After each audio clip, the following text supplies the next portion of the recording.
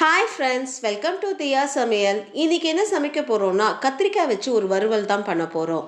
அதுவும் ஃப்ரெஷ்ஷான மசாலா பவுடர் அரைச்சு போட்டு இந்த வறுவலை பண்ண போறோம். இது எல்லாம் குழம்பு சாதத்துக்கு ஒரு சூப்பரான சைட் டிஷ்.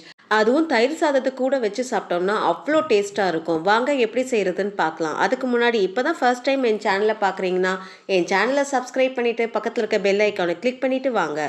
கத்திரிக்காயோடைய சைஸை பொறுத்து 2 கட் பண்ணி தண்ணியில் போட்டுருங்க. கத்திரிக்காவை கட் பண்ண உடனே நம்ம தண்ணியில் போட்டணும், இல்லைனா மேலே கருத்து போன மாதிரி ஆகிடும். அதனால் கட் பண்ண உடனே நம்ம தண்ணியில் போட்டுடணும். கத்திரிக்காய் வறுவலுக்கு முதல்ல ஒரு ஃப்ரெஷ்ஷான ட்ரை ரோஸ்ட் மசாலாவை ரெடி பண்ணி வச்சுக்கலாம். ட்ரை ரோஸ்ட் மசாலாவுக்கு 1 டேபிள் ஸ்பூன் கடலைப்பருப்பு சேர்த்துக்கோங்க, 1 டேபிள் ஸ்பூன் உளுந்து சேர்த்துக்கோங்க, 2 டேபிள் ஸ்பூன் வேர்க்கடலை சேர்த்துக்கோங்க.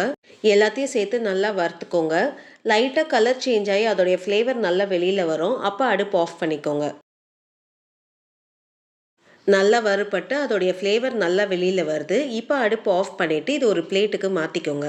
அதே பேனில் 1/2 ஸ்பூன் மிளகு சேர்த்துக்கோங்க, 1/4 ஸ்பூன் சீரகம் சேர்த்துக்கோங்க, ஒரு வரமிளகாவை சேர்த்துக்கோங்க. ஒரு 30 செகண்ட் வறுத்து விட்டால் போதும். ஒரு 30 செகண்ட் நல்லா வறுத்து விட்டாச்சு. இப்போ அடுப்பு ஆஃப் பண்ணிவிடுங்க.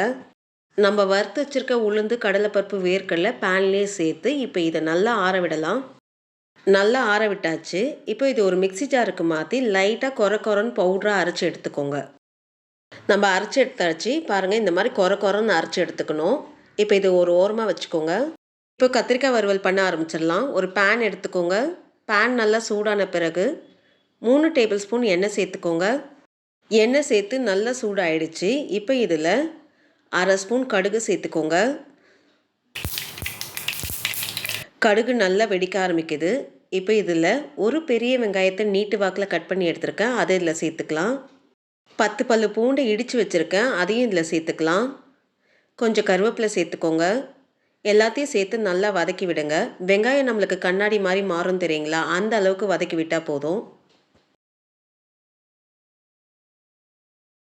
வெங்காயமும் பூண்டும் நல்லா வதக்கி விட்டாச்சு. இப்போ இதில் நம்ம கட் பண்ணி வச்சுருக்க கத்திரிக்காவை இப்போ இதில் சேர்த்துக்கலாம்.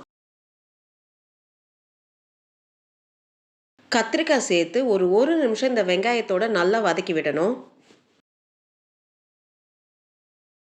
கத்திரிக்காவை 1 நிமிஷம் இந்த வெங்காயத்தோட நல்லா வதக்கி விட்டாச்சு. இப்போ இதில் 1/4 ஸ்பூன் மஞ்சப்பொடி சேர்த்துக்கோங்க, 1/2 ஸ்பூன் மிளகாப்பொடி சேர்த்துக்கோங்க, 1 ஸ்பூன் தனியாத்தூள் சேர்த்துக்கோங்க. உங்கள் டேஸ்ட்டுக்கு ஏற்ற மாதிரி உப்பு சேர்த்துக்கோங்க. எல்லாத்தையும் சேர்த்து நல்லா கிளறி விடுங்க. 1 நிமிஷம் இந்த கத்திரிக்காவோட இந்த மசாலாவை சேர்த்து வதக்கி விடணும். 1 நிமிஷம் கத்திரிக்காவை இந்த மசாலாவோட நல்லா கிளறி விட்டாச்சு. இப்போது மூடி போட்டு ஒரு 5 நிமிஷம் லோ ஃப்ளேமில் கத்திரிக்காவை நல்லா வேக விடலாம். தண்ணி எதுவும் சேர்க்க தேவையில்லை. நம்மளுக்கு கத்திரிக்காயில் இருக்க தண்ணியிலே கத்திரிக்காய் நல்லா வெந்து நல்லா வதங்கி வரும். அப்பப்போ மூடியை ஓப்பன் பண்ணி கத்திரிக்காவை நல்லா கிளறி விட்டுக்கோங்க, இல்லைனா நம்மளுக்கு அடி பிடிச்சிரும். 5 நிமிஷம் லோ ஃப்ளேமில் நல்லா வேக விட்டாச்சு. இப்போ மூடியை திறந்து பார்ப்போம். அந்த மசாலாவோட கத்திரிக்காய் நல்லா வெந்து வந்திருக்கு. ஒரு கலரி விடுங்க. ஒரு கலரி விட்டு கத்திரிக்காய் வெந்திருக்கான்னு பார்க்கலாம். கத்திரிக்காய் நல்லா வெந்திருக்கு பாருங்கள். இப்போது இதில் நம்ம அரைச்சி வச்சுருக்க ட்ரை ரோஸ்ட் மசாலா இருக்குல்ல, அதை இதில் சேர்த்துக்கலாம். அரைச்ச மசாலா பவுட்ரு சேர்த்து கத்திரிக்காவை நல்லா கிளறி விடுங்க. அந்த கத்திரிக்காவும் அந்த அரைச்ச மசாலா பவுடரும் சேர்ந்து கலரும் போது அதோடைய ஃப்ளேவர் அவ்வளோ நல்லாயிருக்கும். ட்ரை மசாலா பவுட்ரு சேர்த்து கத்திரிக்காவை 1 நிமிஷம் நல்லா கிளறி விட்டு அடுப்பு ஆஃப் பண்ணிவிடுங்க. ரொம்ப டேஸ்டான கத்திரிக்காய் வறுவல் ரெடி ஆகிடுச்சு. இந்த வீடியோ உங்களுக்கு பிடிச்சிருந்தா லைக் பண்ணுங்கள், ஷேர் பண்ணுங்கள். அப்படியே உங்களுடைய கருத்துக்கள் எனக்கு கமெண்ட் பண்ணுங்கள். மறக்காமல் என் சேனலை சப்ஸ்கிரைப் பண்ணுங்கள். நன்றி, வணக்கம்.